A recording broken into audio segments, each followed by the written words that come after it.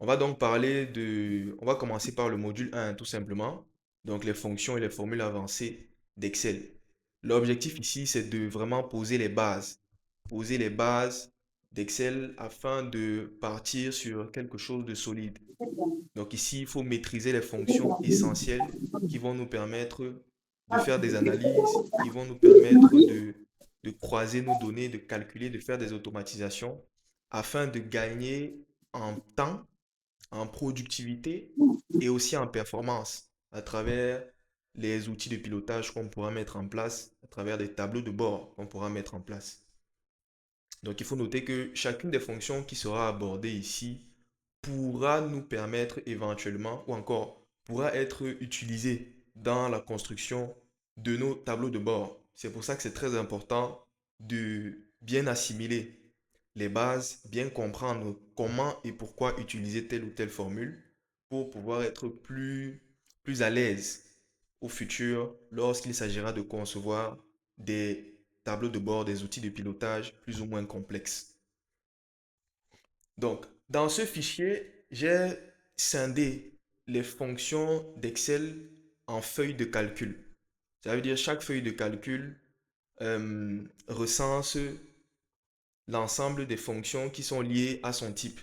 On a des fonctions de base, des fonctions basiques d'Excel. Donc, somme, moyenne, minimum, maximum, etc. On a également les fonctions logiques. Dans les fonctions logiques, vous avez les fonctions si, et, ou, etc. Et puis, vous avez également les fonctions mathématiques qui entrent à l'intérieur. NBC, SOMSI. On aura le temps de parcourir chacune de ces formules ou fonctions-là. Ensuite, on a les fonctions texte. Les fonctions texte vont nous permettre de traiter les textes, de traiter les chaînes de caractères, de faire ressortir des données dans une liste de données. Donc, et après, on a les fonctions date. Fonctions date, comme son nom l'indique, c'est des fonctions qui traitent voilà, des dates, des heures, des années, des mois, etc. Et enfin, on a les fonctions de recherche et de référence. Ce sont les fonctions qui sont les plus puissantes concrètement dans euh, qui sont les plus puissantes dans Excel, ok? Et donc, il est important de les connaître, il est important de les maîtriser. Et elles sont ultra importantes dans la conception effectivement de tableaux de bord. Ok. Et donc, à la fin de ce module-ci, on a un cas pratique qui a été conçu pour nous permettre d'évaluer notre, nos compétences qu'on a acquis tout au long des exercices qu'on a pu traiter dans les feuilles précédentes. Donc, c'est un peu ça le principe pour ce premier module. Donc, ensemble, on va traiter de façon très simple l'ensemble de ces feuilles. Ça nous permettra d'assimiler les fonctions, d'assimiler les cas d'usage de chaque fonction. Et par la suite, on pourra plonger dans le cas pratique. Donc, on pourra plonger dans le cas pratique et pouvoir tester effectivement si on a effectivement compris l'ensemble des fonctions, l'ensemble des formules qu'on a pu traiter ou qu'on a pu découvrir dans les feuilles précédentes. Est-ce qu'on est en phase? Ça passe. Ok. Bonsoir, Louise Michel. Comment tu vas? Tu viens de nous rejoindre. Oui, oui, bonsoir, oui. Ça va bien. La connexion m'a finalement permis. Oui. Ok, super, super. Donc, on va démarrer par les fonctions de base, donc les feuilles de fonctions de base. Donc, comme j'ai dit ici, les fonctions de base, c'est notamment fonction somme, moyenne, minimum, maximum. Les fonctions de base, quand vous entrez dans Excel, vous pouvez les trouver en sélectionnant ici à accueil. Quand vous sélectionnez accueil, il y a forcément une bande qui s'affiche là. Et puis vous avez on va dire quoi? Cet élément-ci, vous pouvez cliquer là et puis vous avez l'ensemble des fonctions de base. Donc là, on a somme, on a moyenne, on a max, min, on a également NB. Alors NB nous permet de compter les éléments qui sont ou encore les cellules qui ont des données dans une plage de données. Donc, on aura le temps de voir chacune de ces fonctions plus profondément. Alors, si on démarre avec nos cas pratiques ou encore nos exercices, alors je vais faire un seul cas pratique pour cette première feuille ici parce que c'est assez basique, c'est assez simple. On ne va pas euh, perdre notre temps dessus. Donc, l'entreprise Abassal a enregistré les ventes de ses commerciaux au cours du troisième trimestre de l'année 2025. Le manager aimerait connaître les ventes totales par commercial, les ventes moyennes par commercial, le mois le plus performant et le mois le moins performant. Donc ici, on a donc déjà un tableau qui recense dans la première colonne le nom des différents commerciaux de l'entreprise Abassal. Et puis les trois colonnes suivantes nous présentent les performances de chaque commercial pour le troisième trimestre de l'année 2025. Donc on peut considérer là que c'est le nombre de ventes de chaque commercial par mois. Donc si on a un tableau comme ça et qu'on souhaite mettre en avant les ventes totales par commercial et les ventes moyennes par commercial, tout ce qu'on a à faire ici, c'est aller dans Accueil, venir chercher ici la fonction somme. On va donc sélectionner somme et puis vous allez vous rendre compte que ça a englobé de façon automatique les trois cellules qui nous concernent. Mais il peut arriver des cas où ça n'englobe pas les trois cellules, enfin, ça n'englobe pas les cellules voilà, qu'on essaye d'analyser. Et dans ce cas, tout ce que vous avez à faire, c'est venir sélectionner manuellement les cellules qui vous concernent. Donc, lorsque vous avez sélectionné ça, vous avez juste à entrer et donc ça vous donne le total des ventes qui ont été réalisées par le commercial Alain. Et donc, c'est la même démarche qu'il faut faire pour avoir la moyenne. Donc, pour avoir la moyenne, il y a deux options. Il y a certains qui vont venir mettre un égal. Ils vont faire la somme. C'est-à-dire qu'ils vont venir prendre la somme ici et puis ils vont diviser par le nombre de cellules. Ça peut être une option. Mais plus simplement, vous allez venir tout simplement ici sélectionner la moyenne. Et puis là, vous vous rendez compte que ça a sélectionné non seulement les trois cellules je veux dire quoi, qu'on veut analyser, mais ça a également sélectionné la cellule de somme. Nous, on n'a pas besoin de la somme, donc on va venir manuellement sélectionner ici et puis entrer. Donc là, on comprend très rapidement que en moyenne, le commercial Alain réalise 35 ventes par mois quand on cumule l'ensemble de ses performances sur les trois mois du troisième trimestre de l'année 2025. Et donc après, c'est le même processus pour euh, le minimum, c'est-à-dire on va essayer de chercher le mois où le commercial Alain a été le moins performant. Donc on vient sélectionner ici les 3 mois qui nous concernent, on vient entrer et puis ça nous affiche 13, 13 effectivement qui est le mois d'août où le commercial Alain a été le moins performant avec seulement 13 ventes. Et donc on termine par le mois le plus performant avec la fonction max. On vient sélectionner manuellement les cellules qui nous concernent. Et puis, on a 48 qui correspond au mois de juillet où le commercial Alain a été le plus performant. Et donc, pour avoir le résultat pour tous les autres commerciaux, on vient tout simplement venir sélectionner ici l'ensemble des cellules qui ont été calculées et puis on va venir faire un clic sur le petit carré vert au côté inférieur droit ici. On vient sélectionner et on vient tirer vers le bas pour avoir les informations qui sont liées au reste des commerciaux. Et là, on se rend compte qu'effectivement, le commercial, en analysant tout simplement ici le commercial qui a été le plus performant sur les 3 derniers mois, ou encore sur les 3 mois qui nous concernent, c'est le commercial ou encore la commerciale Gabriela avec 114 ventes. Donc, grosso modo, voici comment on peut utiliser, voici comment on peut user des fonctions basiques d'Excel. C'est-à-dire que c'est des fonctions ultra simples qui nous permettent tout de même d'avoir de faire des analyses plus ou moins intéressantes. Donc, après, les deux exercices qui sont en bas suivent un peu la même logique. Donc, je ne vais pas m'attarder là-dessus. Je pense que chacun a compris un peu la logique. Et puis, je vous laisse également le temps de vous tester si vous avez vraiment compris le principe sur les deux autres exercices. OK. Est-ce qu'on est en phase? Est-ce qu'il y a des questions jusqu'ici avant qu'on passe à la feuille d'après?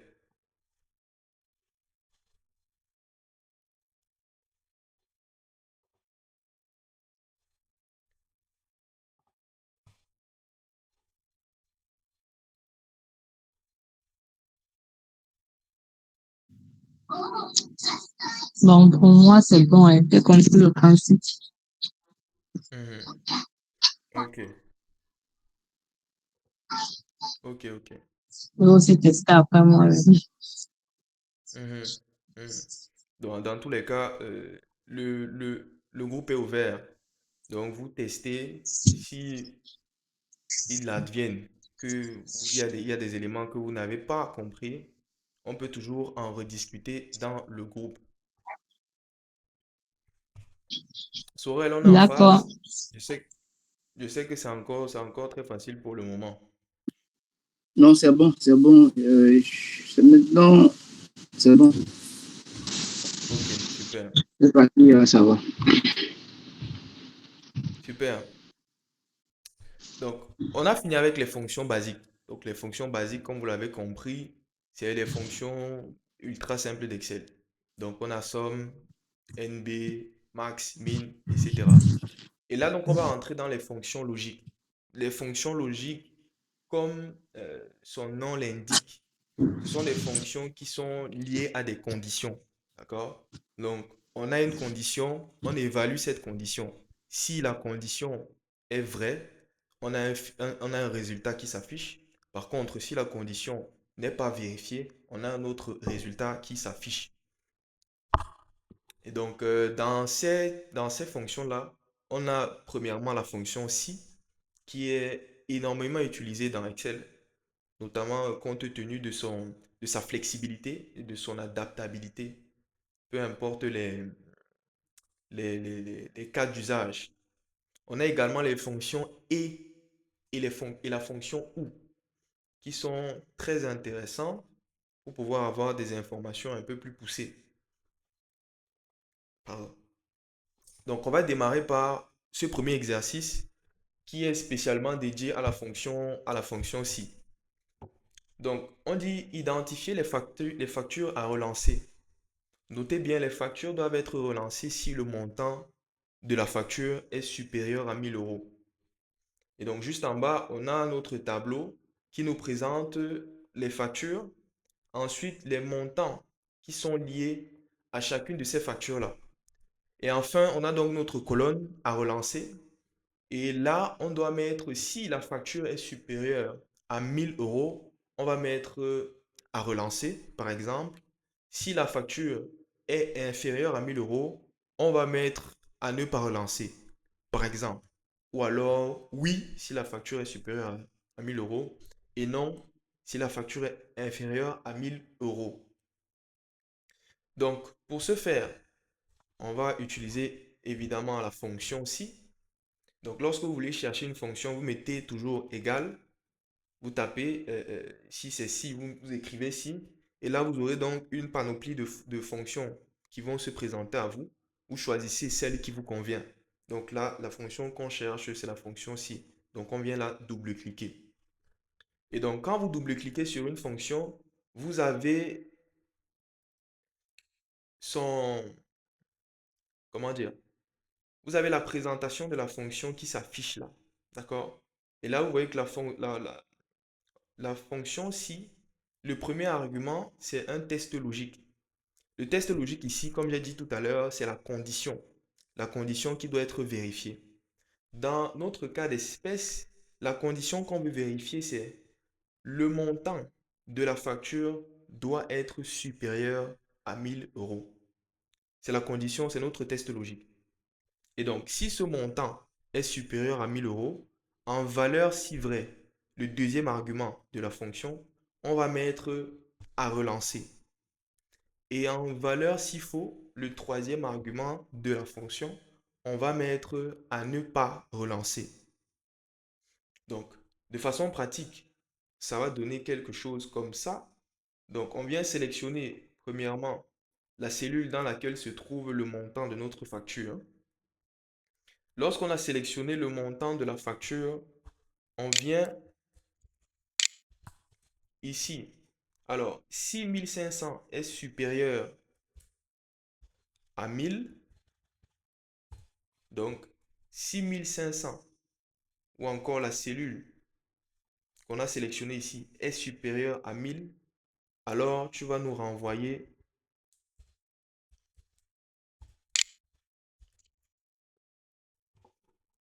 Attendez. Alors tu vas nous renvoyer en valeur si vrai. Par exemple, tu vas nous renvoyer à relancer.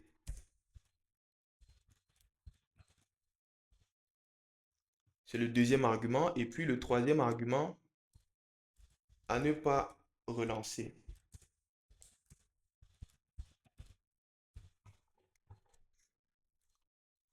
Et puis lorsque vous avez terminé de saisir vos informations, vous vous assurez toujours de fermer la parenthèse.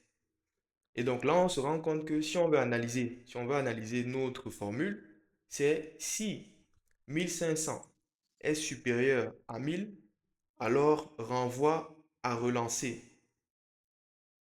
Par contre, si 1500 n'est pas supérieur à 1000, renvoie à ne pas relancer. C'est comme ça que Excel va comprendre la formule que vous venez d'enregistrer.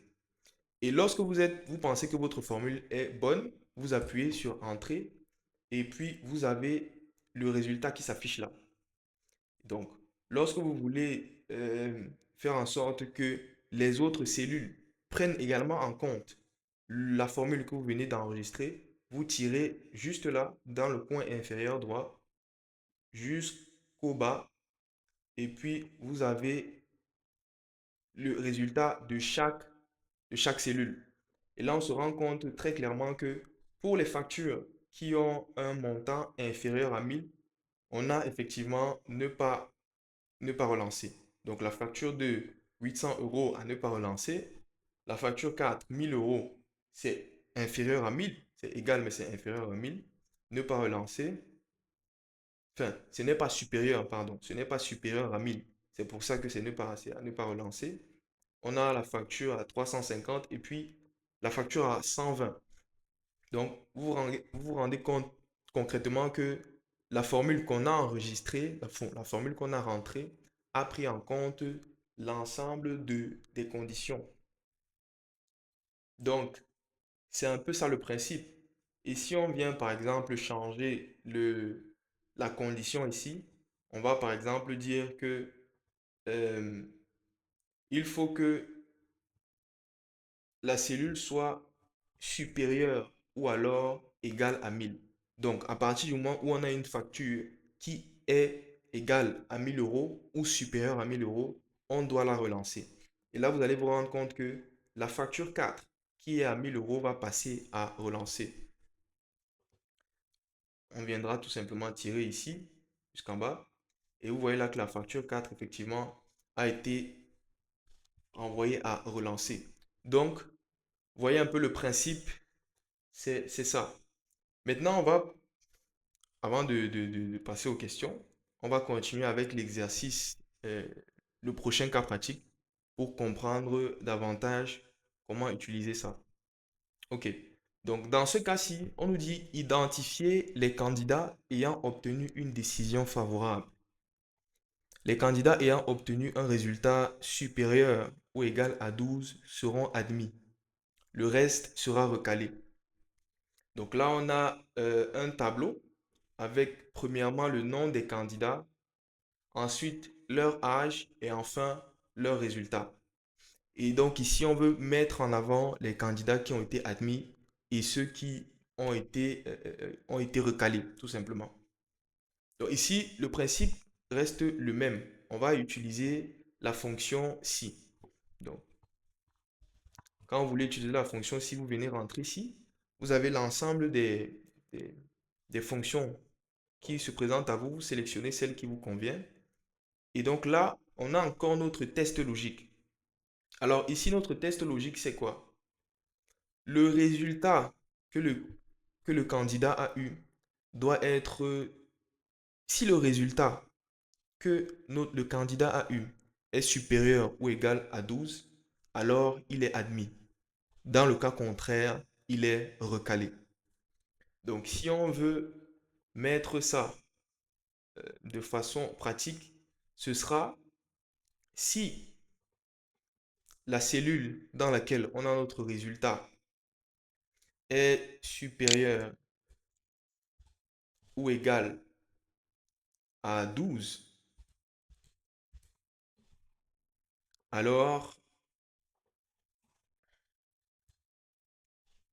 on va venir mettre admis. Dans le cas contraire, on viendra mettre recalé. Et puis, lorsqu'on a rempli notre test logique, notre valeur vraie, si vrai, et non, enfin notre valeur si faux, on vient fermer la parenthèse et puis entrer. Puis on viendra tout simplement tirer vers le bas. Et là donc, on a les décisions pour chaque candidat. On sait quels sont les candidats qui ont été admis et puis quels sont les candidats qui ont été recalés. Alors, pour aller un peu plus loin encore, ce qui est intéressant, c'est qu'on peut également mettre en avant les mises en forme conditionnelles pour rendre ça plus visuel et se dire que les candidats qui ont été admis auront une cellule en vert et puis les candidats qui ont été recalés auront une cellule en rouge. Et donc, pour ce faire, on viendra sélectionner ici donc l'ensemble de nos cellules calculées. On se rend dans l'onglet Accueil, mise en forme conditionnelle. On va venir sélectionner mise en forme conditionnelle ici. Et puis, juste à ce niveau, règle de mise en surbrillance. On va venir entrer ici, texte contient. Pourquoi sur moi, ça OK? ne s'affiche pas? Qu'est-ce qui ne s'affiche pas? Je dis, c'est que tu es en train de... Là, on doit choisir, en fait, comme tu es en train de montrer. Moi, ça ne s'affiche pas ici à l'écran. Tu ne vois pas ça à mon écran ou sur ton Excel? C'est pareil pour tout le monde. Non, c'est ton Ouais. écran. En fait, ta première page, ton premier texte en haut, la fonction logique et mathématique, j'ai l'impression que ça cache ta barre c'est la barre d'outils. Ah Donc, bon? on ne voit pas ta barre d'outils, en fait. On voit juste la barre de menu. Hmm. Attendez un instant.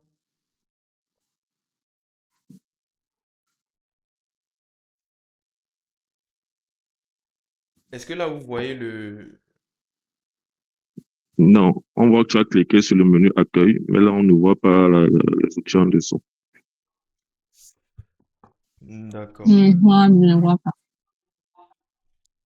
Hmm. Là, je ne sais pas, je ne sais pas ce qui se passe là.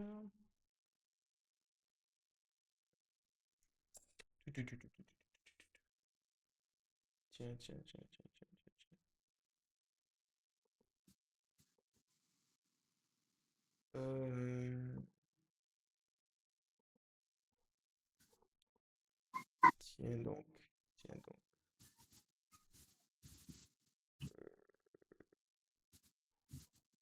Comment régler ça?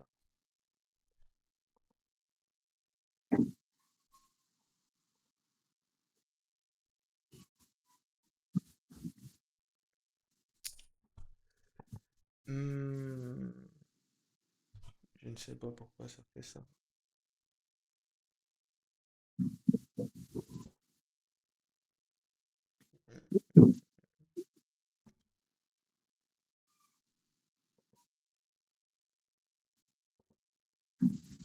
Les premières lignes là ne sont pas figées Ok. par hasard. Non, non, non, les lignes ne sont pas figées. Les lignes ne sont pas figées. Je ne sais pas quel est le problème. Attends, chez moi, ça s'affiche ici. Ce n'est même pas un problème de ligne.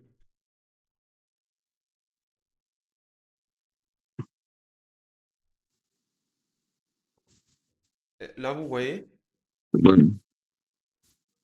c'est bon? Et là, c'est bon. Ok, super. Ok. C'était quoi le problème? Euh, je crois que Oui, là, c'est j'ai bon. désépinglé. J'ai Ok. désépinglé.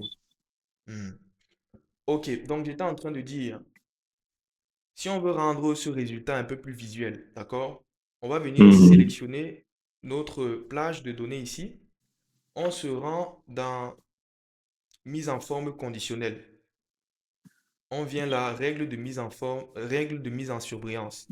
Et puis on va venir cliquer sur égal à.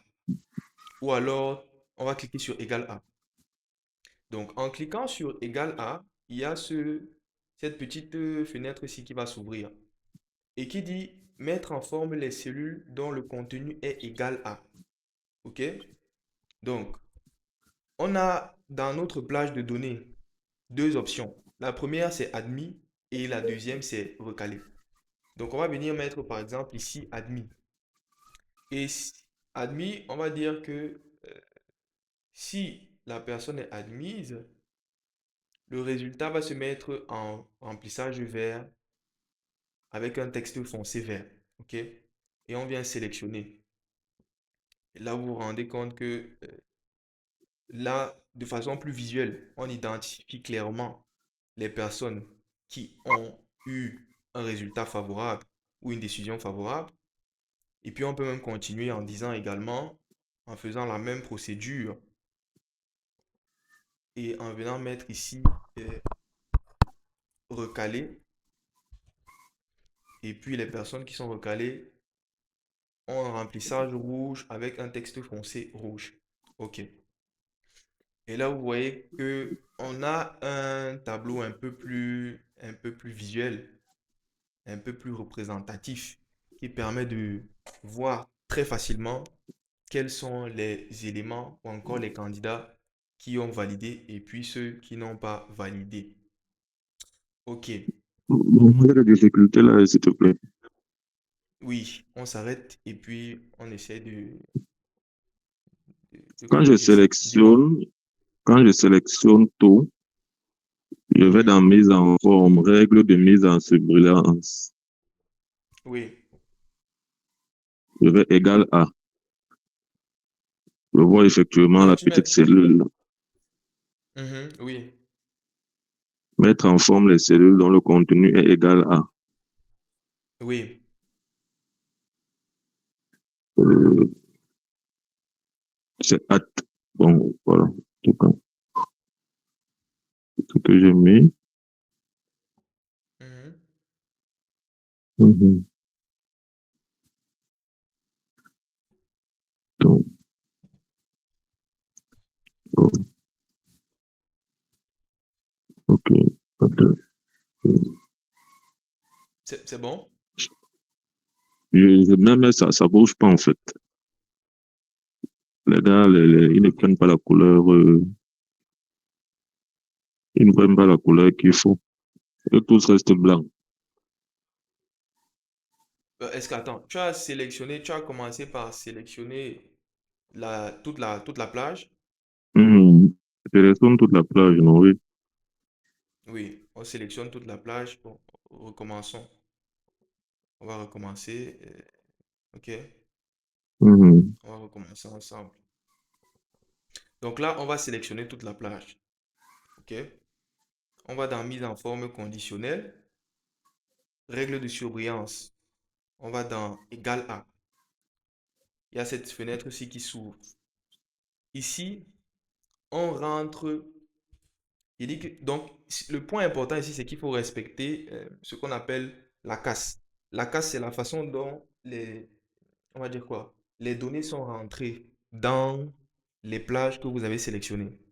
Ça veut dire, si ici, admis, c'est écrit avec A majuscule et le reste en minuscule, il faut venir également écrire ici admis avec pardon, admis ici avec A majuscule et puis le reste en minuscule.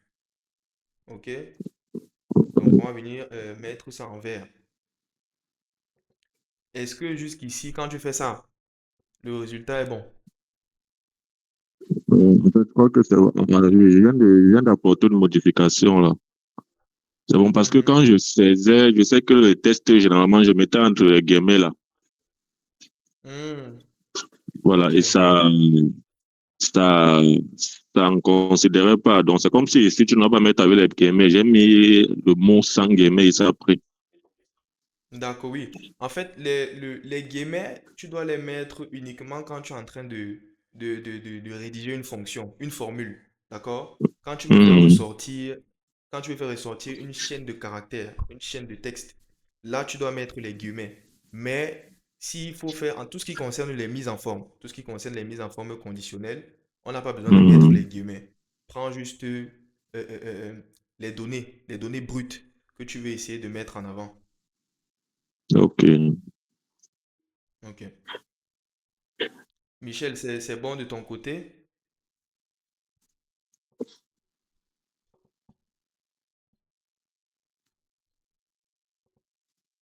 De mon côté, ça va. Ok, super. Mais tu as dit pour mettre en forme l'autre hypothèse, pas admis, c'est toujours égal à. Oui, Je égal suis. à. Égal à, c'est le même principe. Égal à, tu vas dans, voilà, tu écris recalé et puis tu sélectionnes la couleur qui te convient.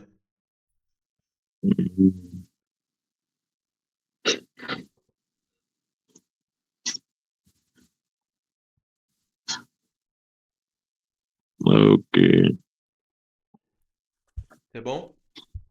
c'est bon. Super, super. Sorel, on est en face. Je ne te sens pas. Je ne te sens pas, Sorel. Il y a une coupure d'électricité ici, donc mon PC est carrément éteint, c'est pour ça que je suis resté calme. Ah, d'accord, d'accord, Il n'est pas d'accord. chargé, et, donc ça Ok, va, ça vient, donc il est complètement déchargé, mais d'accord. je suis pour la mise en forme D'accord, d'accord, conditionnelle. pas de souci. J'ai déjà essayé de faire la mise en forme conditionnelle, donc la partie là, ça ne me bloque pas. Ça Ok, ne me bloque pas. super, super. Je vais réessayer. Et puis... Hmm. Ok, d'accord. Donc on continue, on continue. Mais j'aimerais poser une question, s'il vous Alors, plaît. oui, vas-y. Je sais que la condition si, il y a une autre condition aussi. Il y a 6 conditions. J'aimerais savoir si, quelle est la différence. Je t'ai pas suivi. Bon, la fonction si, il y a une Oui. deuxième condition aussi où il y a 6 points conditions. Je crois bien, dans Excel. Mhm, J'aimerais savoir mhm. quelle est la différence entre les deux, entre le si et l'autre 6 conditions. Bon, disons que la fonction si condition, c'est une fonction qui est venue bien après. On se dit que Mm, par exemple, c'est une fonction qui va venir simplifier la première fonction primitive qui est si, mm. pour on va dire quoi, pour des résolutions complexes. On va plutôt utiliser si conditions plutôt que si. Parce que si conditions, ça te permet de mettre un ensemble de conditions de façon, c'est-à-dire que lorsque tu as plusieurs conditions, ça te permet de mettre l'ensemble de ces conditions-là sans avoir une syntaxe ou encore une formule qui est à rallonge. Par Allons. contre, quand tu utilises si, tu dois imbriquer énormément de fonctions, énormément de formules pour atteindre le même résultat. Donc, ce sont des formules que les développeurs de Microsoft ont pensées bien après, mais je pense que c'est des formules qui sont, je vais dire quoi, qui sont destinées à Excel 2021, peut-être 2019 minimum. D'accord, non, je comprends. Hmm, Et donc, ok. pour éviter d'imbriquer avec les si, donc on utilise les si conditions. Si vous comprenez? C'est c'est- c'est- c'est- c'est ça, c'est ça. D'accord, merci. Je t'en prie, je t'en prie. Ok, ok, donc on va continuer tout doucement. Euh, Alors, on entre donc dans l'exercice 2. Le premier exercice, enfin les premiers cas pratiques, c'était pour présenter la fonction si. On l'a vu, on a un peu compris comment l'utiliser. Maintenant, ce qui est intéressant, c'est que, comme je disais tout à l'heure, on peut imbriquer plusieurs autres fonctions dans la fonction si pour avoir des analyses, des recherches plus poussées. Et là, on verra ça dans les deux exercices à venir. Donc, pour ce premier cas, on dit, vous devez afficher oui dans la colonne trophée si le coureur a 5 victoires ou plus, ou 10 podiums ou plus. Le tout en une cellule et en combinant la fonction si et la fonction ou. Alors ici, on nous dit que dans la colonne trophée, si le coureur a 5 victoires au minimum, ou alors 10 podiums au minimum, il doit avoir son trophée. Et donc, on va venir mettre oui. Là, on comprend déjà qu'il y a deux conditions qui doivent être remplies. Deux conditions. Contrairement à nos premiers exercices où on n'avait qu'une seule condition, là, on a deux conditions. Et ce qui est intéressant avec si effectivement, c'est qu'on peut avoir plusieurs conditions qu'on évalue pour arriver à un résultat. Donc là, on a la fonction si et la fonction ou qui devront être utilisées. Alors, si on essaye de mettre ça en pratique, ce sera ça. Alors, on vient sélectionner notre formule ici. On a notre test logique. Alors, le test logique ici, c'est premièrement, on veut savoir si le coureur a 5 victoires ou plus. Donc, on vient sélectionner la cellule ici. Et puis, on rentre là. Donc, si c'est supérieur à 5, ok, il faut renvoyer oui. Mais on a deux conditions, comme j'ai dit. Et lorsqu'on a deux conditions, on utilise ou alors et. La fonction ou on l'utilise lorsque on a juste besoin qu'une condition soit validée pour avoir un résultat. Et la fonction et, on va l'utiliser lorsqu'on a besoin que les deux ou alors toutes les conditions soient validées pour avoir le résultat.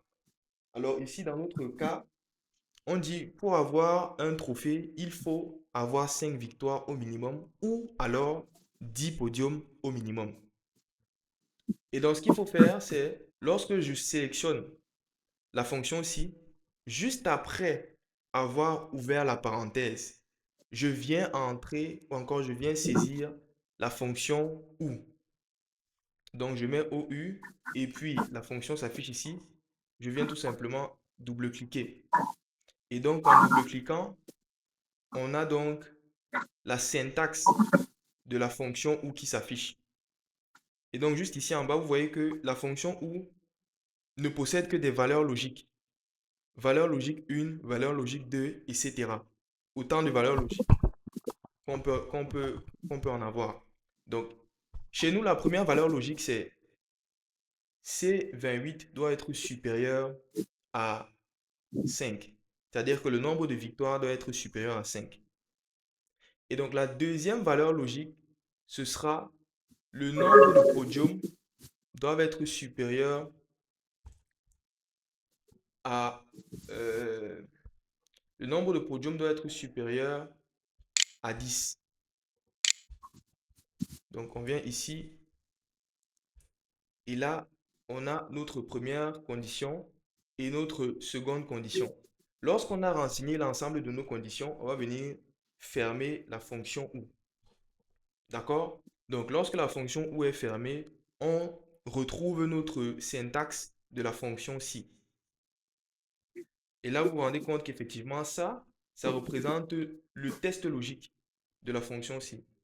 Donc, si le nombre de victoires est supérieur à 5, ou alors le nombre de podiums est supérieur à 10, alors on vient mettre ici notre valeur si vraie, qui est oui, conformément à notre énoncé, et puis notre valeur si faux, qui est non. Voilà. Et donc, lorsque c'est comme ça, lorsqu'on a fini de renseigner nos conditions et nos valeurs, on ferme la parenthèse. Et puis, on entre et on tire jusqu'à vers le bas.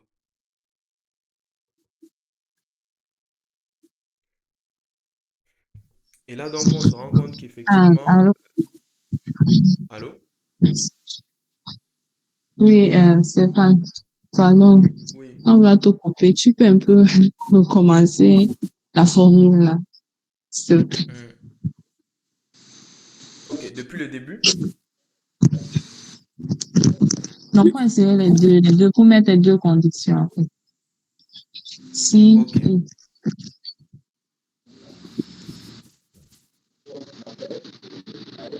Bon, on va recommencer. Donc, je disais, pour ce cas d'espèce, on a deux conditions.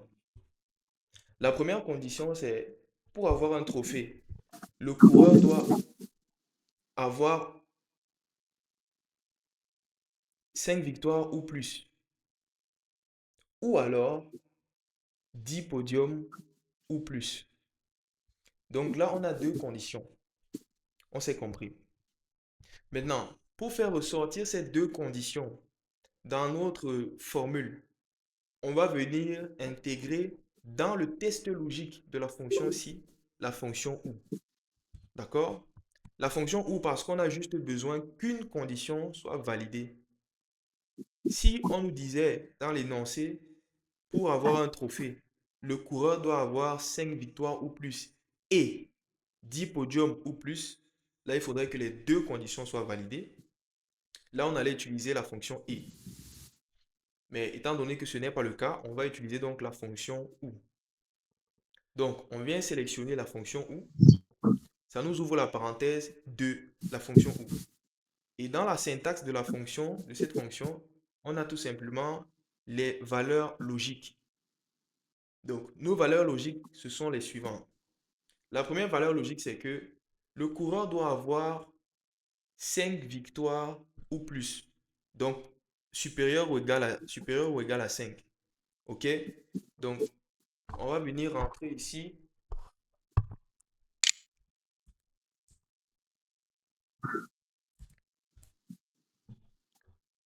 C28 doit être supérieur ou égal à 5. Donc, ça, c'est la première condition. La deuxième condition, c'est que D28, donc le nombre de podiums, doit être supérieur ou égal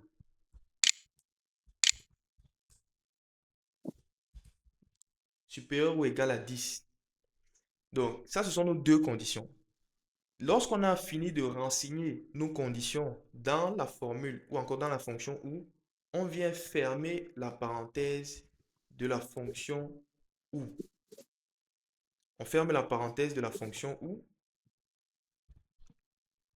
et puis on retrouve la syntaxe de la fonction si. Et lorsqu'on analyse, on se rend compte qu'effectivement, cette partie-ci représente le test logique. OK?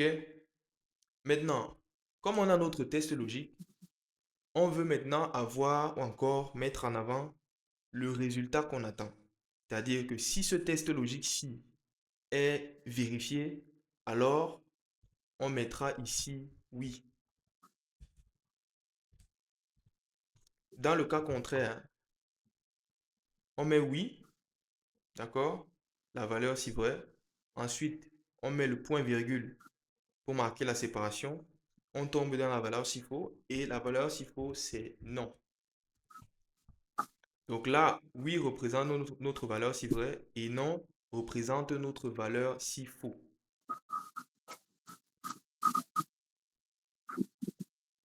Et donc, on vient fermer ici la parenthèse et valider. Donc, en validant, on tire vers le bas pour avoir le résultat de chaque coureur. C'est compris maintenant? Oui, là, c'est bon. Ok, Oui, c'est bon. super, super. Ok. Et là, en fait, c'est des cas d'usage que j'ai préféré mettre en avant comme ça pour vous expliquer un peu comment on peut utiliser, comment on peut manier la fonction si en l'imbriquant ou encore en la fusionnant avec d'autres fonctions. Surtout quand on a plusieurs conditions qu'on veut analyser. C'est toujours important de le connaître. Bien obtenu. OK. Et donc pour continuer, on a également un autre cas d'usage juste ici à côté. Alors, on nous demande d'identifier les candidats ayant obtenu une décision favorable. Donc c'est à peu près le même énoncé que celui qui est ici en Alors, haut. alors, Mais là, on a... Allô Henri? oui, Brad, s'il te plaît, juste pour savoir, euh, bon, j'ai trouvé assez complexe hein, la formule là, parce que tu as vu, j'ai mis du temps à mettre ça, mais elle est logique, elle est compréhensible. Je viens de penser Mhm, à autre chose. Si je veux faire un truc pareil, et qu'à la mhm, place de jumeler les formules, mhm, qu'est-ce que je fais? J'ai une colonne intermédiaire qui va simplement faire la formule, la fonction ou, et mettre vrai ou faux en fonction de, parce que je pense que faire la fonction ou en individuel, elle est beaucoup plus facile. Donc, j'ai une colonne oui. à parallèle qui fait la fonction Mhm, ou et vrai ou faux. Maintenant, je vais venir ici, mhm, là, mettre la fonction si simplement et la condition sera si ma formule là-bas est vraie ou faux et ça met mhm, le résultat, quoi. mhm. Bon, c'est une façon de faire. C'est une façon de faire. Comme tu dis, ça peut être plus simple pour je vais dire quoi? Pour des personnes moins aguerries. Mais je pense que c'est plus rapide comme ça. D'accord? En Mhm. fait, c'est plus rapide comme ça parce que à partir du moment où tu as compris la logique, à partir du moment où tu as compris euh, comment manier les syntaxes, comment manier les Mhm. fonctions, c'est plus simple d'aller comme ça. Ça te permet de gagner en temps. Et puis, c'est intéressant parce que tu travailles avec de gros volumes de données, moins tu as de calculs, mieux c'est. C'est ce qu'il faut aussi Mhm. mettre, c'est ce qu'il faut mettre en avant. Parce que quand tu as plusieurs colonnes calculées comme ça peut conduire à un fichier qui est lourd. Ok, Donc, mais c'est une fonction, c'est une manière de gérer la chose. C'est une manière de gérer la chose. Soit on scinde ça comme tu dis, soit on décide d'imbriquer l'ensemble de ces fonctions. Le plus important, c'est d'avoir le résultat. Le plus important, c'est d'avoir le résultat. d'accord. Mhm. OK. Donc, on continue. Identifier les candidats ayant obtenu une décision favorable. Comme j'ai dit, c'est le même énoncé que celui d'en haut, mais là, j'ai inclus également une seconde condition qui correspond à l'âge. Donc, les candidats ayant obtenu un résultat supérieur à 12 et ayant moins de 22 ans seront admis. Le reste sera recalé.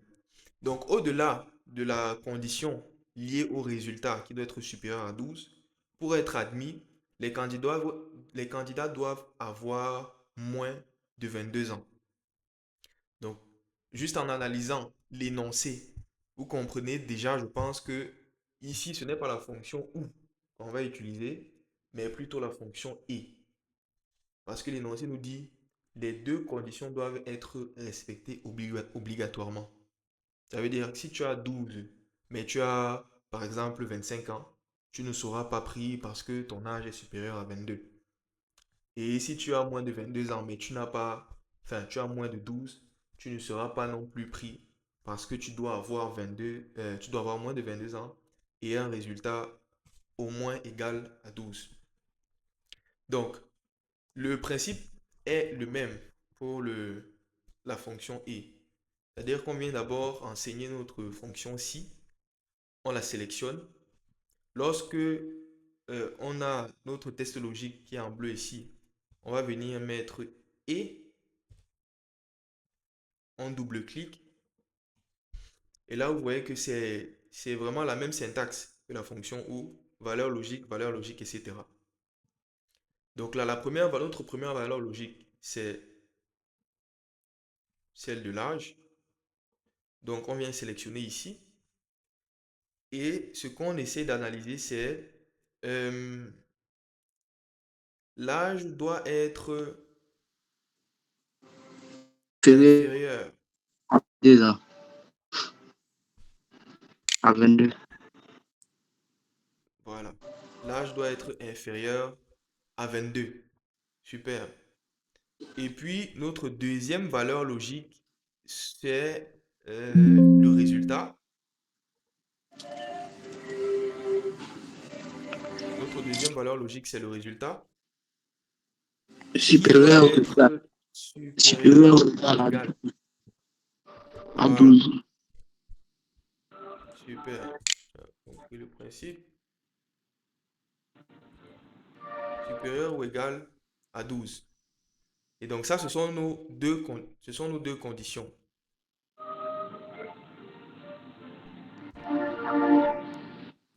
Donc lorsqu'on a ces deux conditions-là, on va donc fermer la parenthèse et. Ensuite, on a notre valeur si vrai. Si vrai, on va mettre euh, admis.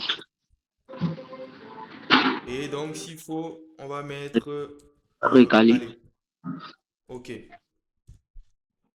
Et là, on vient tout simplement sélectionner là. Et puis, on va double-cliquer vers le bas pour avoir les résultats des autres candidats. Et là, on se rend compte que, voilà, on a pour Guillaume qui a un âge qui est inférieur à l'âge requis, mais qui a un résultat qui n'atteint pas 12, il a été recalé. C'est pareil pour le deuxième candidat. Le troisième candidat, lui, a été admis parce qu'il a un résultat qui est supérieur à 12 et puis il a un âge qui est inférieur à 22. Donc, voilà un peu comment on peut utiliser soit la fonction ou encore la fonction et. C'est vrai que ce sont des cas assez, je vais dire quoi? C'est assez simple. Ce n'est pas forcément des cas qu'on retrouve en entreprise, mais je pense que là, vous comprenez la logique derrière ces fonctions-là.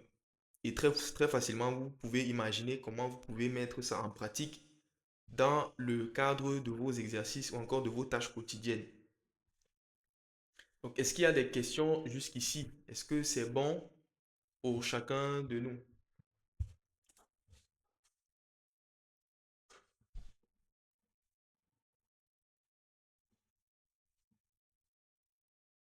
C'est bon, moi c'est clair. Bon, Super. Cette partie, ça peut aller. Ok. pour moi, ça va encore. Ok. Super, super. Donc, top, top. Alors là, on a fini avec les fonctions si, fonctions et, fonctions ou.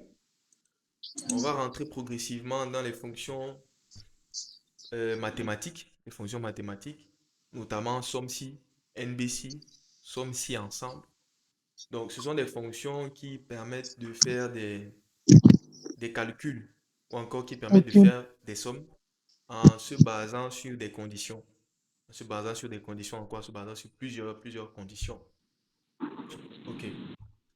Alors, pour le cas d'espèce, on nous dit une entreprise commercialisant des téléphones de la marque Apple a réalisé les ventes suivantes durant le mois de janvier.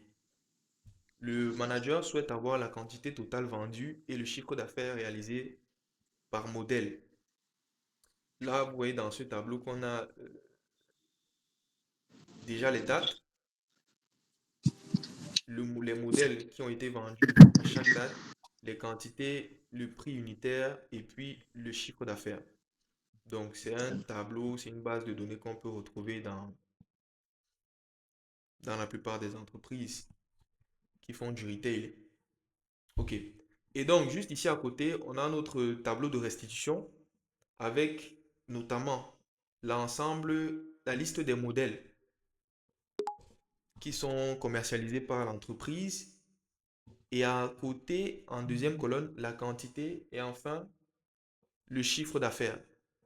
Donc l'intérêt ici, c'est de pouvoir ressortir le nombre de ventes qui ont été réalisées pour chaque modèle sur le mois de janvier.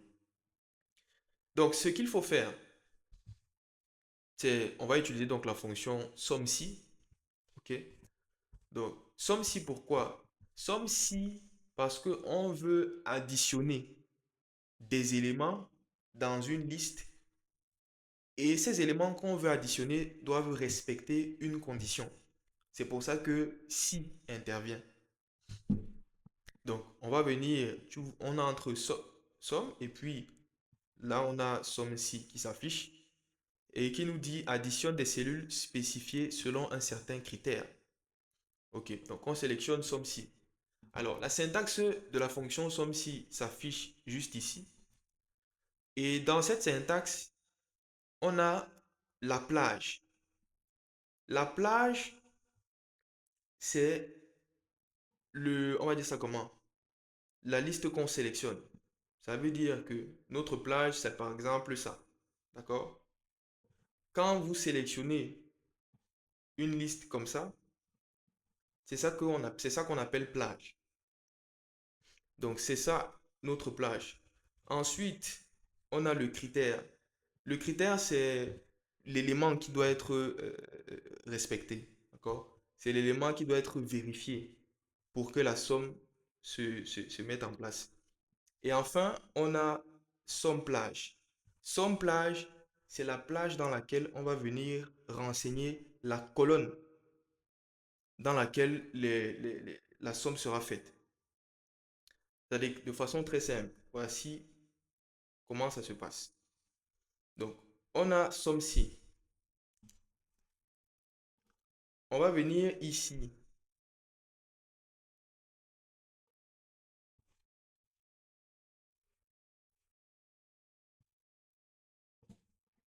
D'accord?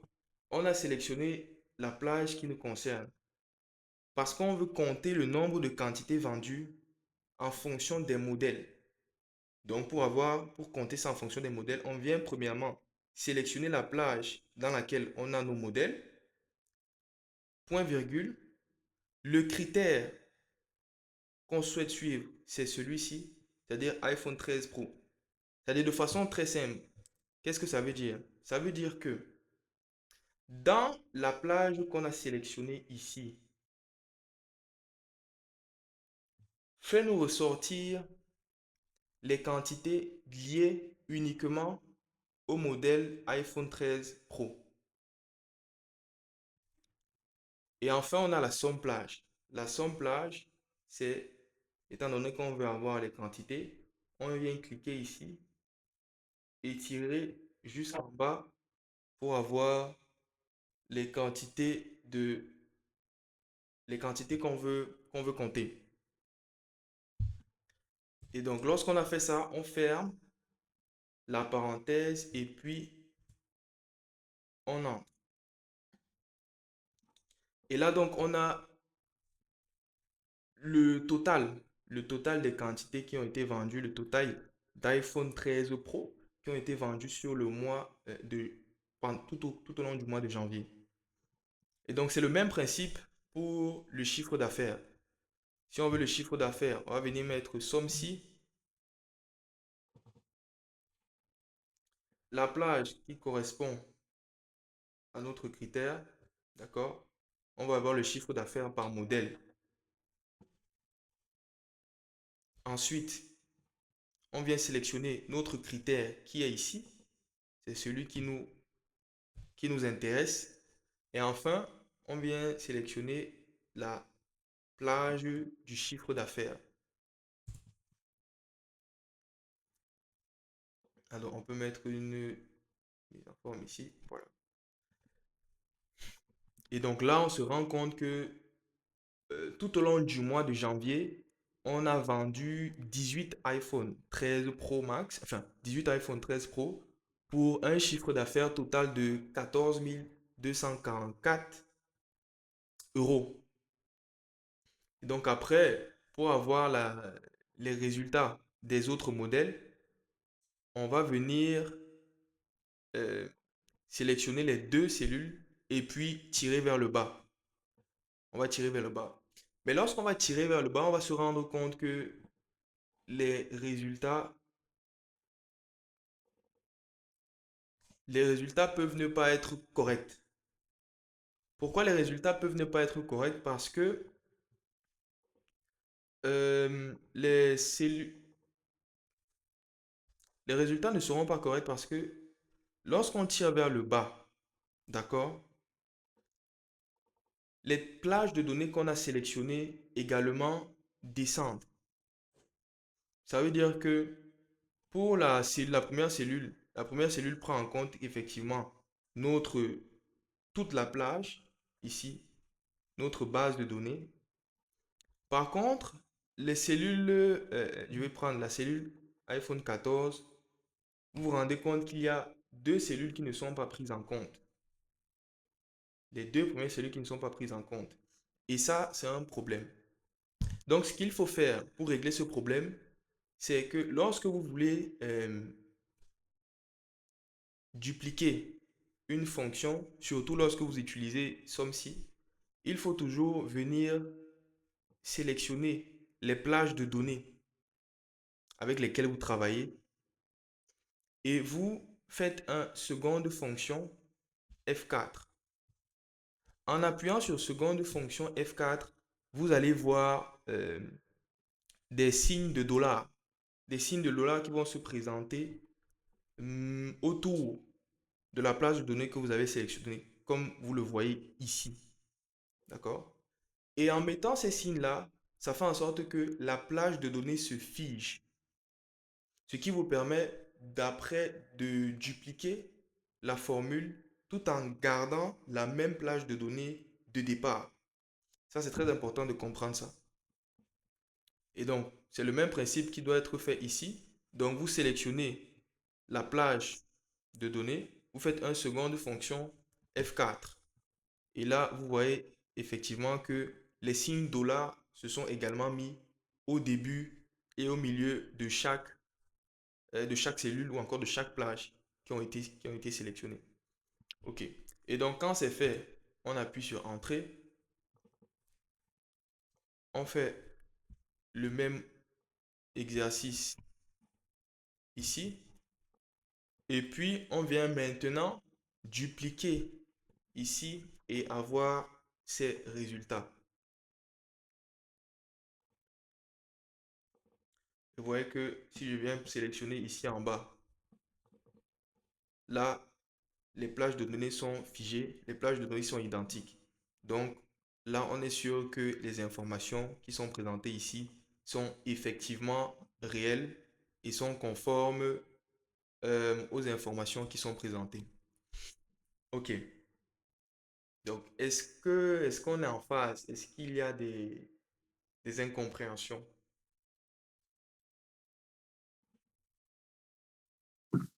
Moi, j'ai un souci, s'il te plaît.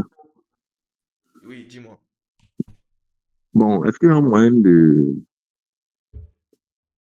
Parce que je pense que ça peut être difficile de retenir les syntaxes là. Est-ce qu'il y a un moyen de, comment je vais dire, une sorte d'outil d'aide dans le logiciel qui te permet, entre autres, de ne pas avoir à retenir les points virgules par-ci, les parenthèses par-là, un truc du Hmm. genre. Non, quand on entre une fonction, je dis n'importe quoi. Si je viens entrer la fonction somme ci, comme je le fais là, on a déjà la syntaxe qui s'affiche là. D'accord? Donc c'est cette syntaxe que tu dois juste suivre. La syntaxe va s'afficher automatiquement. À partir du moment où tu as compris euh, la syntaxe, tu as compris la logique de la syntaxe, tu n'as plus besoin de trop réfléchir. Je comprends que ça peut être complexe pour un début, mais avec de la pratique, c'est, avec de la pratique, ça passe crème. Ok. Est-ce que ça répond à ta question? Ou tu penses qu'il y a Bon, encore, c'est pas très clair? en fait, bon, je le dis pourquoi. Je suis en train d'essayer un truc là. Mhm, Sur le menu formule. Dans les oui. différentes fonctions que tu proposes, je vais à insérer une fonction et je cherche les Mhm, fonctions là-bas. Bon, c'est vrai qu'il y a certaines que je trouve, d'autres que je trouve pas.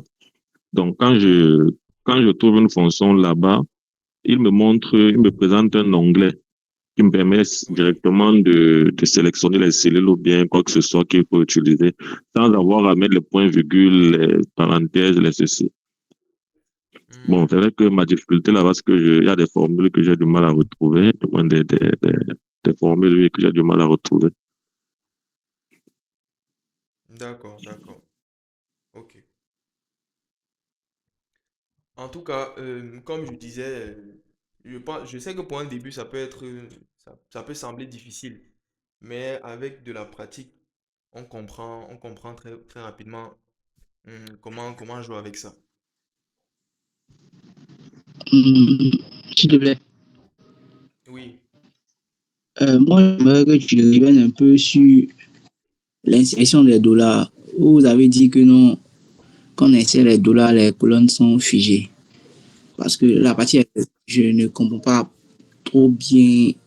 Parce que dans la deuxième colonne où il y a les iPhone 16, où on a calculé la quantité, je vois 5. Oui. Mhm. Bon, quand je clique pour voir la formule, quand la formule apparaît, il y a pas de dollars. Il n'y a pas de dollars, mais dans le tableau, dans le Mhm. premier tableau où il y a les dates, je vois que Oui. l'iPhone 13 n'est pas pris en compte. Le, le premier iPhone 13 n'est pas pris en compte.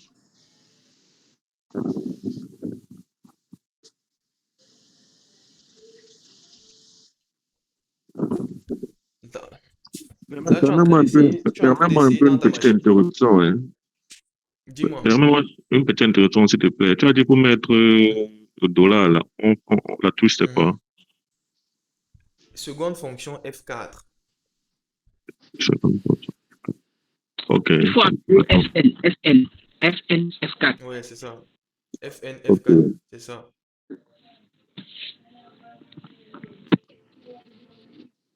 ok, ok, merci.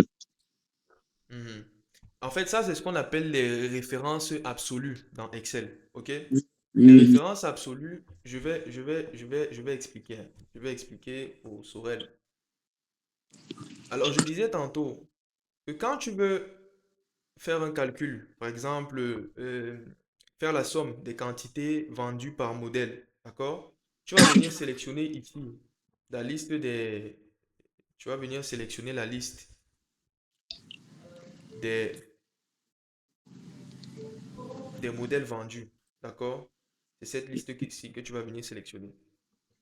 Ensuite, tu vas cliquer le modèle qui t'intéresse, le critère qui t'intéresse, et puis tu vas venir sélectionner également la liste des quantités. OK? Ça, c'est ce que tu fais. Maintenant, étant donné que tu as une liste ici, tu as plusieurs modèles que tu veux analyser, d'accord? Tu as plusieurs modèles que tu veux analyser et c'est la même formule que tu dois mettre en place pour chacun de ces modèles-là. Ce que tu vas faire, c'est que pour ne pas avoir à réécrire la formule pour chacun des modèles, tu vas venir figer les cellules, tu vas venir figer les plages, pardon, qui sont concernées. Et donc, la première plage concernée, c'est la plage des modèles. Donc, tu viens la sélectionner comme ça. Tu appuies, tu fais une seconde fonction F4. Ça te met donc les dollars en début, enfin, ça te met les dollars au milieu et au début de la plage de données que tu as sélectionnée. Lorsque tu as les dollars comme ça fige la cellule. De sorte que lorsque tu descends, lorsque tu finis, tu entres la formule et que tu cliques sur le petit carré vert au coin inférieur de la cellule, tu descends vers le bas, la formule prend en compte la table que tu as figée et n'incrémente pas la table. Hmm, OK? ok, je comprends. Je vois. D'accord.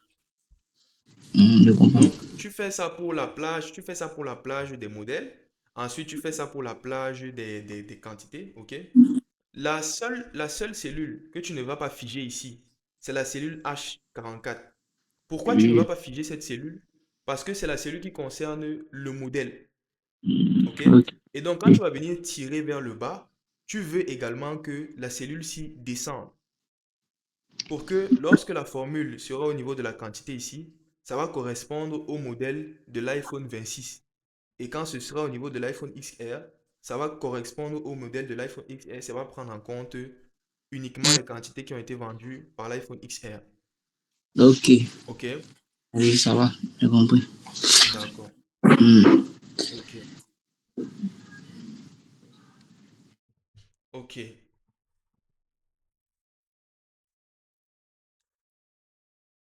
Les autres, on est bon? Est-ce qu'on est en phase? Ou encore, c'est... Voilà, je remets ici.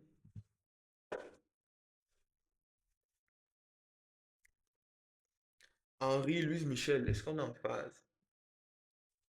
Oui, moi, c'est bon. OK. Super. Oui, c'est OK. OK.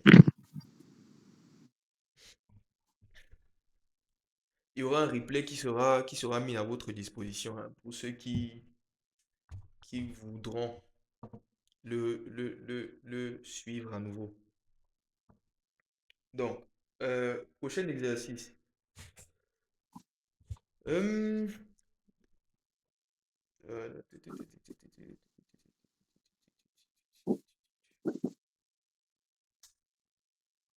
alors, donc, lors d'une compétition, 5 équipes s'affrontent pour remporter le prix final.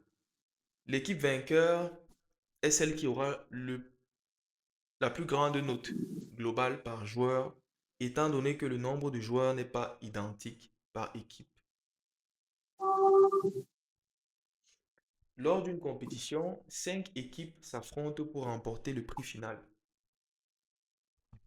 L'équipe vainqueur est celle qui aura la plus grande note globale par joueur, étant donné que le nombre de joueurs n'est pas identique par équipe. Là, on nous présente un tableau avec en première colonne les participants. Ça va de joueur 1 à joueur 15. Maintenant, chaque joueur a une équipe. Chaque joueur appartient à une équipe. On a l'équipe bleue, l'équipe rouge, l'équipe jaune, l'équipe blanc, l'équipe violet. OK? Et en dernière colonne, on a la note qui a été réalisée par chaque joueur. Donc, on veut ici pouvoir avoir la note globale de chaque équipe et puis la note moyenne de chaque équipe. Donc, pour ce faire, c'est le même principe que ce qu'on a eu à faire dans l'exercice précédent. On va donc venir faire un somme si. On vient sélectionner la plage des équipes, étant donné que c'est la note globale par équipe qu'on va avoir. On vient sélectionner la plage des équipes. On fait une seconde fonction F4 pour figer la, la plage. Ensuite, on vient sélectionner notre critère. Le critère qui nous intéresse, c'est l'équipe bleue. Et enfin, on vient sélectionner les notes.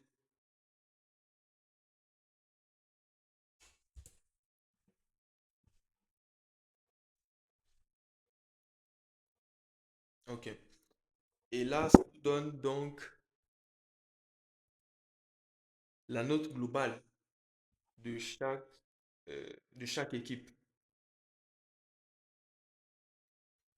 Maintenant, on voudrait avoir la note moyenne de chaque équipe. Ici, la note moyenne doit être liée au nombre de joueurs. Ça veut dire que de façon moyenne, un joueur nous rapporte quelle note par équipe. Et donc, pour ce faire, il nous faut déjà identifier le nombre de joueurs qu'il y a par équipe ici.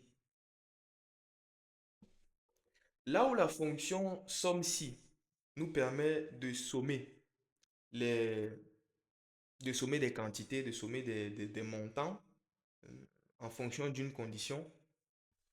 Pour pouvoir compter, on va utiliser la fonction NBC.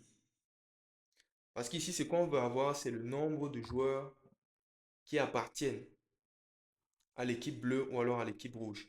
Donc, ce qu'on va faire, c'est qu'on va venir mettre NB et puis on va sélectionner la formule NBC qui ici nous dit détermine le nombre de cellules non vides répondant à la condition à l'intérieur d'une plage.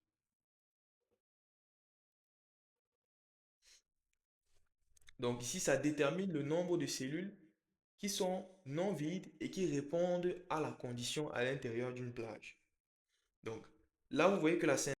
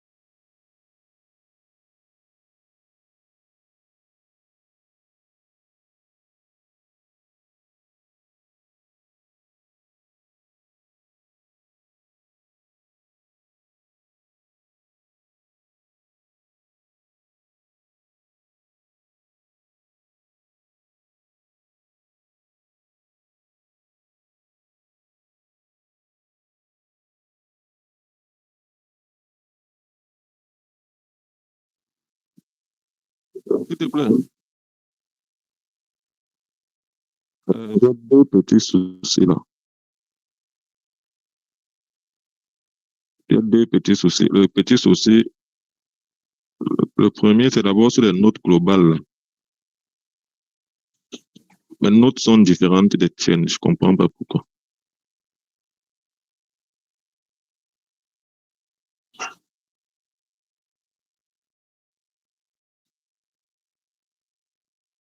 Voilà, tu n'as pas figé les dernières valeurs là.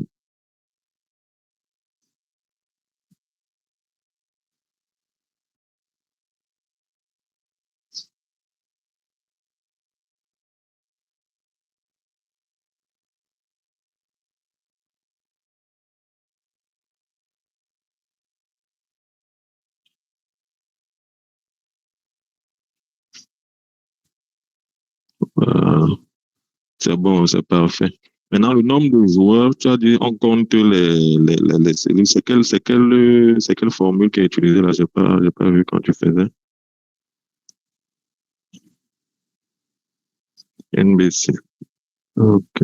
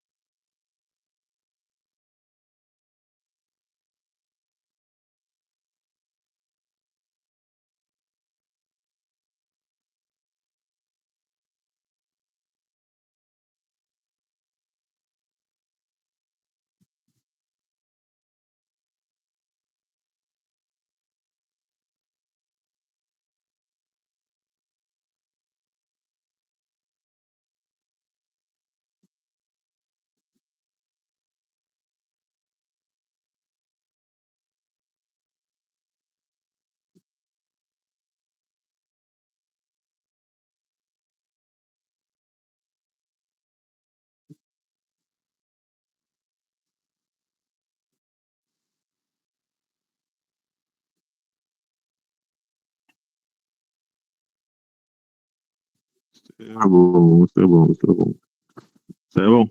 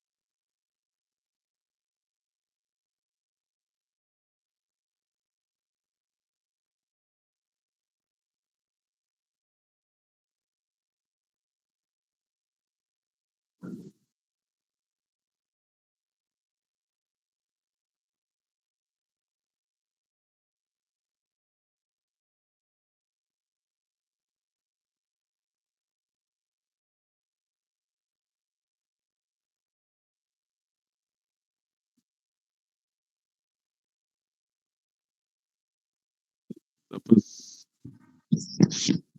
Oui, oui, on a en classe. Hmm.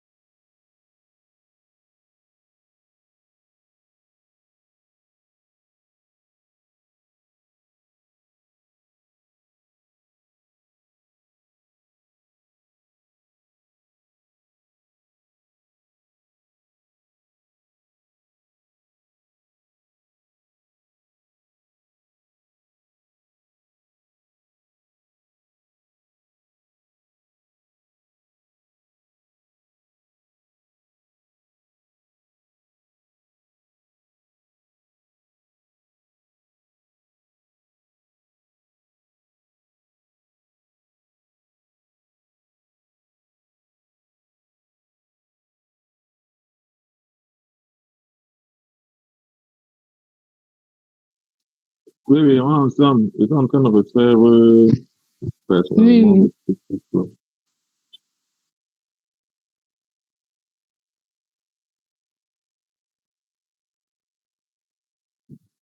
C'est ça que je suis en train d'essayer de faire. Mais ça va quand même.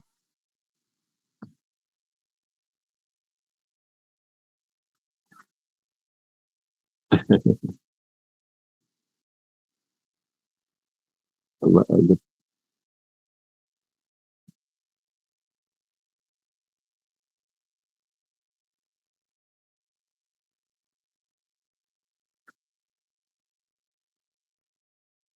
Mhm.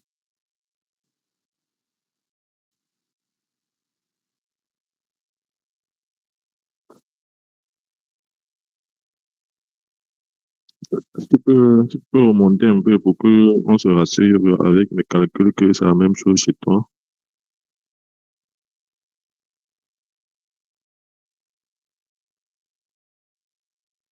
Mhm.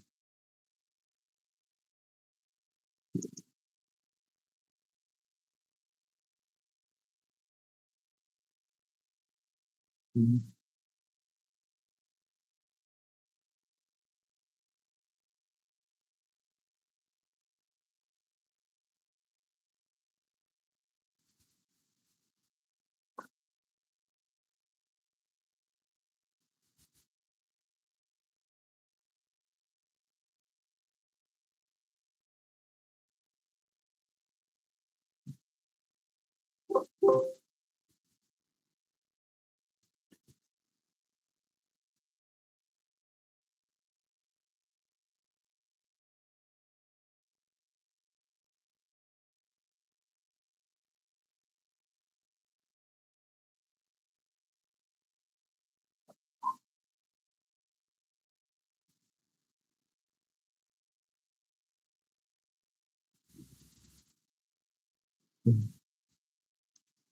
Les listes de choix, là,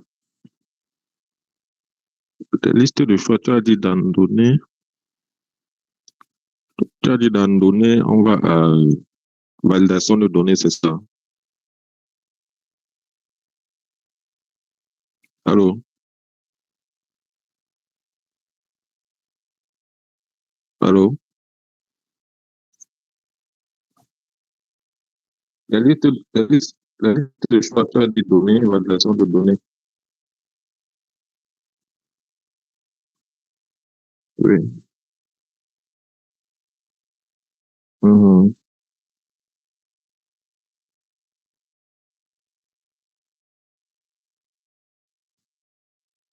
Bon, c'est parce que c'est chez moi que ça.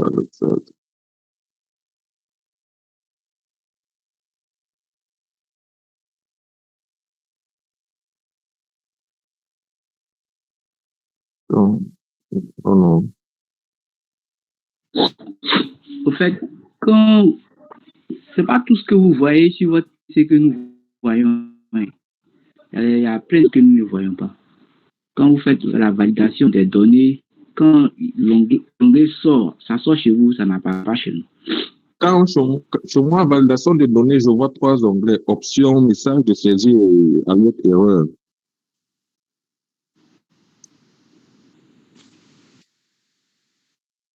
À l'aide d'erreur. Peut-être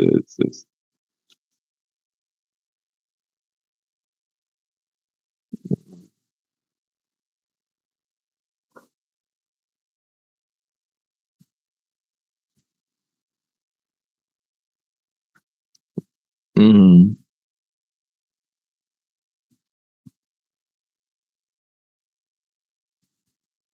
Oui, autoriser 2 points, sélectionner à tout. Ok, je vais à la liste.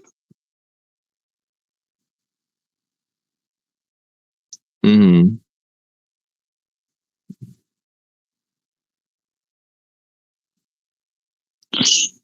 Ok, et sélectionner le modèle d'abord.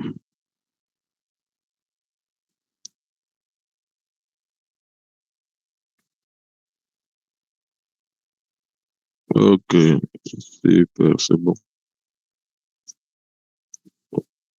C'est bon. Mhm. C'est bon, je la liste. Bon, après, au niveau des ventes, tu as dit la formule, c'est somme qui ensemble, c'est ça, non?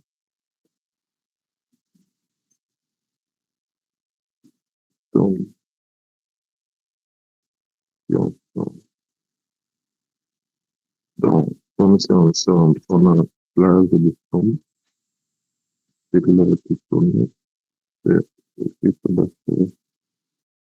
On a ça qui était bon, dans la plage de celui c'est rien de base.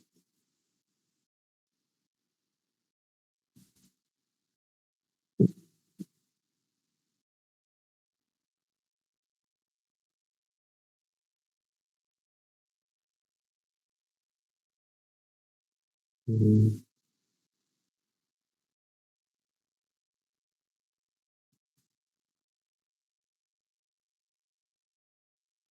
Ok, bon. On a une forme de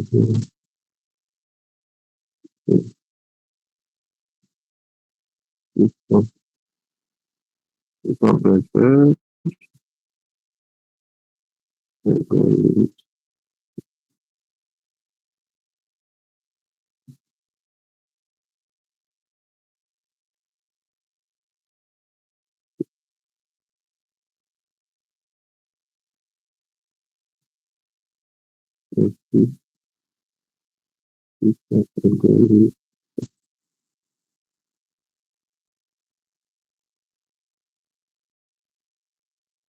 ok, plage de tout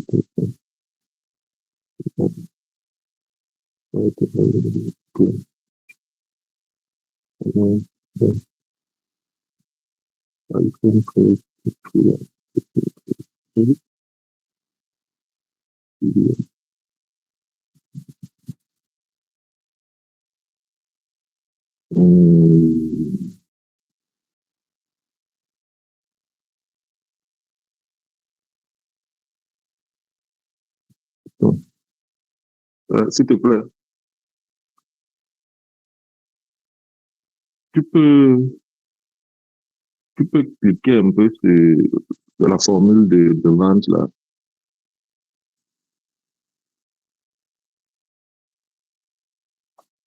Oh, je vois pas ta formule. La barre de formule ne ressort pas. Voilà, donc c'est bon. Bon, comme ça, ensemble, plus, on se fait, plus, on fait compliqué.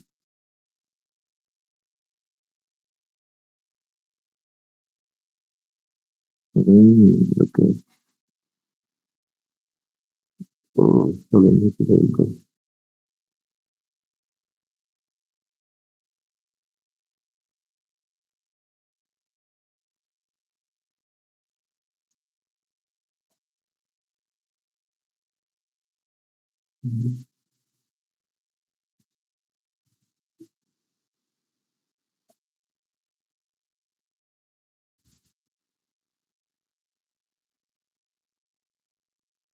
c'est bon, ton résultat pour iPhone Pro 11, iPhone 13 Pro et Lyon, c'est combien?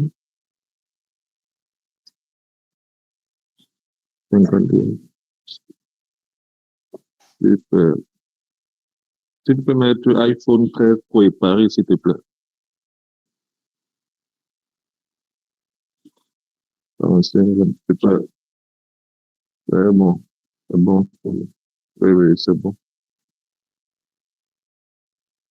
Bon,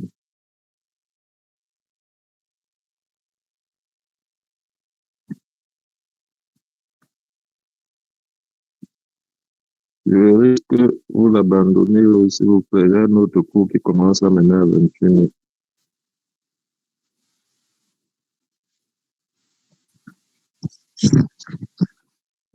Il y a un autre exercice qui va être fait.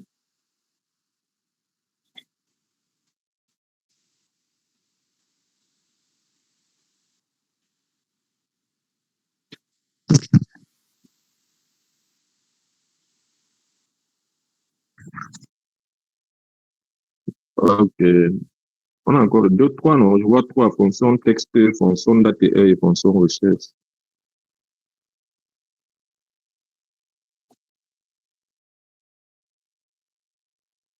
Ok, ça,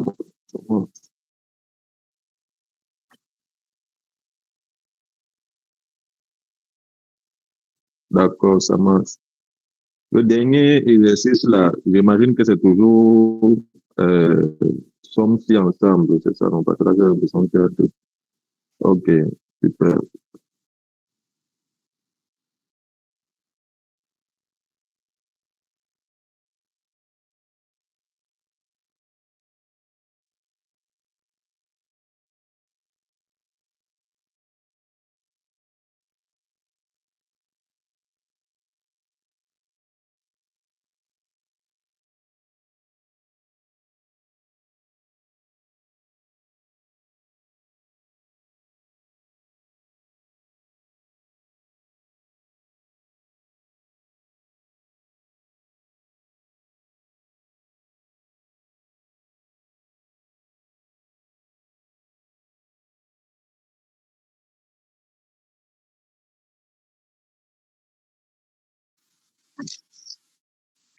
Parfait.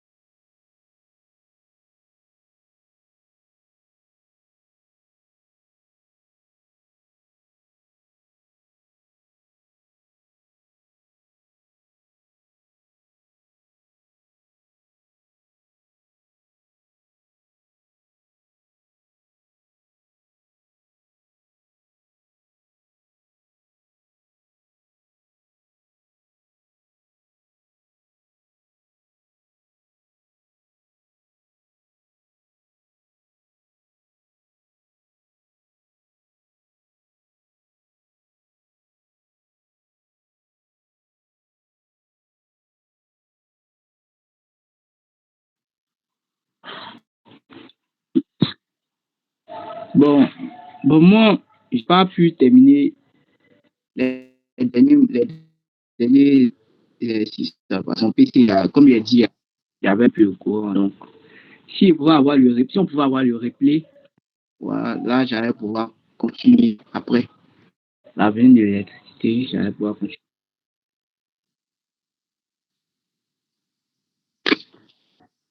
D'accord.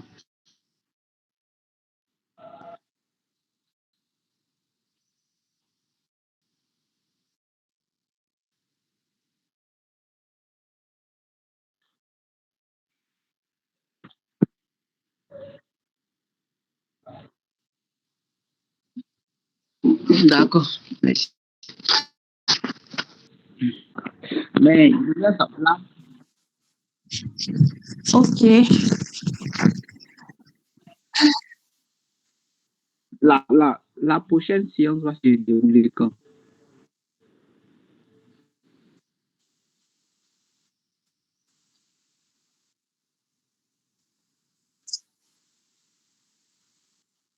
D'accord.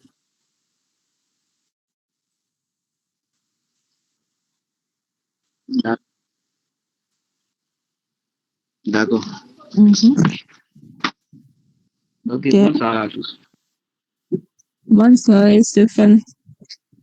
Merci.